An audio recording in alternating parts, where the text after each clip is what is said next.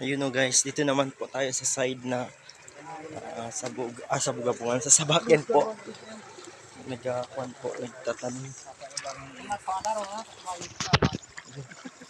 Ayan po, nagtatanim po sila. Yan yung mga ka-group po. Yan. Gising-gising, hindi ko alam. Magbibihis pa kasi ako guys. Hindi pa ako nakapalit ng costume ko. Ayan.